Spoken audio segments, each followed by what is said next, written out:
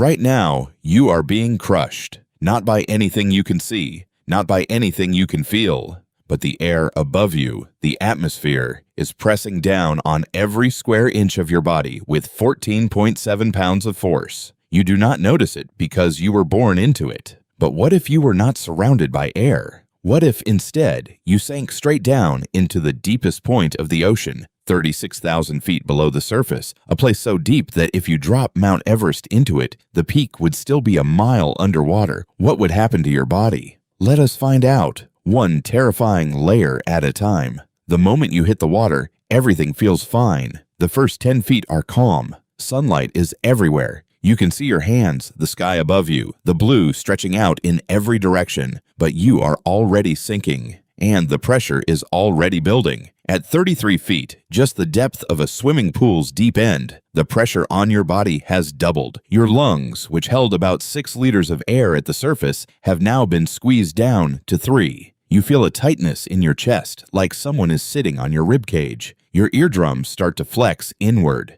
If you do not equalize, they will rupture. A sharp, stabbing pain, followed by cold water flooding into your middle ear. But you keep sinking. At 100 feet, recreational scuba divers stop. This is the limit of what a trained human should go. Beyond this, the rules change. The sunlight is dimmer now. Red is the first color to vanish. If you cut your hand at this depth, your blood would look green. Not because your blood has changed, but because the water has swallowed the red light entirely. Your lungs are now a quarter of their normal size. Every breath feels like sucking air through a tiny straw. At 200 feet, something dangerous begins. Nitrogen narcosis. The nitrogen in your air supply starts acting like a drug. Your brain gets foggy. You feel euphoric, giddy, almost drunk. Divers call it the rapture of the deep. It sounds beautiful. It is lethal. Under nitrogen narcosis, divers have been documented removing their regulators underwater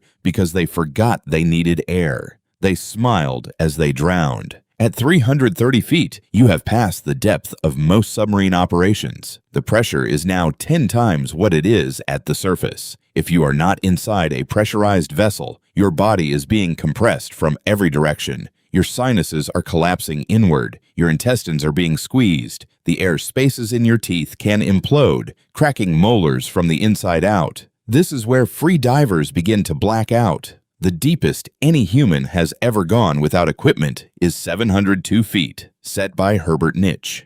When he surfaced, he could not move. He suffered severe decompression sickness and spent months in recovery. He barely survived. At 1,000 feet, you have entered the twilight zone. Sunlight is nearly gone. The water temperature has dropped to near freezing. The pressure on your body is now 30 atmospheres, which means every square inch of your skin is bearing 441 pounds of force. If you were not inside a pressurized vehicle, your chest cavity would have already collapsed. Your ribs would have bent inward, puncturing your lungs. Your heart, squeezed between compressed lungs, would lose its rhythm and stop. But let us say you survive somehow. Let us keep going deeper. At 2,000 feet, you have entered the zone where military submarines operate. The walls of a submarine at this depth groan and creak under the pressure. The metal flexes. At 2,400 feet, the Titan Submersible imploded in June 2023. 5 passengers were inside, headed to see the wreck of the Titanic. The implosion happened in milliseconds. The pressure at that depth is roughly 6,000 pounds per square inch. The entire vessel was crushed faster than the human brain can register pain. They did not suffer. They did not even know. 1 millisecond they were alive. The next, they were not. At 3,300 feet, you pass the depth of the Titanic Wreck. The ship that was once the largest moving object ever built by humans now sits in permanent darkness, being slowly consumed by iron-eating bacteria. No natural light has touched it in over a century. At this depth, the pressure is 100 atmospheres. A human body without protection would be compressed to a fraction of its original volume. Your bones would splinter. Your organs would be crushed into dense masses no larger than your fist.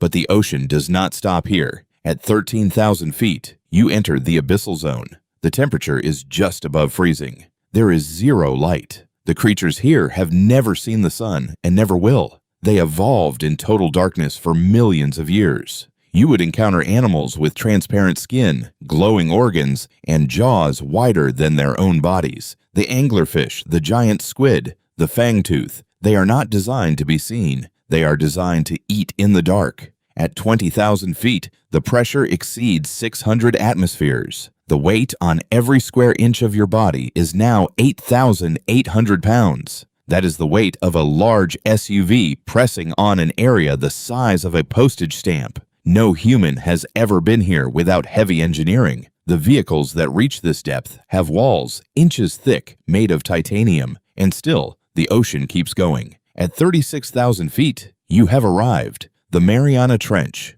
the Challenger Deep, the deepest known point on the surface of the Earth. The pressure here is 1,086 atmospheres. That is 15,931 pounds per square inch. Over 8 tons pressing on every square inch of your body. Only 3 expeditions have ever reached this point. In 1960, Jacques Piccard and Don Walsh descended in the Trieste. In 2012, James Cameron went alone in the Deep Sea Challenger. And in 2019, Victor Vescovo reached the very bottom. When the Trieste reached the bottom, Piccard and Walsh heard a loud cracking sound. One of the outer windows had fractured under the pressure. They stayed only 20 minutes before returning to the surface. At this depth, if an unprotected human body arrived, it would not look like a body anymore. The water pressure would compress every airspace, every organ, every cell. Your lungs would collapse to the thickness of paper. Your skull would crack inward. Your body would be reduced to something barely recognizable, a dense, compressed mass smaller than a basketball. The ocean would not kill you violently. It would squeeze you out of existence quietly, completely, and without a single sound.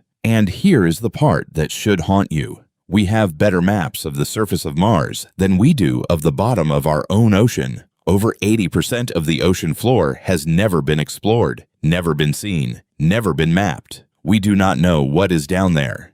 Every time a submersible reaches a new depth, it finds species that science has never documented, creatures that should not exist by our understanding of biology, life that thrives in pressures that would crush steel and temperatures near boiling at volcanic vents. The deepest part of our planet is not empty. It is alive, and we have barely begun to understand it. So, the next time you stand at the edge of the ocean and feel the water around your ankles, remember this. Beneath you is a world so extreme, so hostile, and so crushingly powerful that it can turn a submarine into dust and a human body into nothing. And it stretches down for 7 miles. You are standing on the roof of a building you have never explored, and the basement is trying to kill you.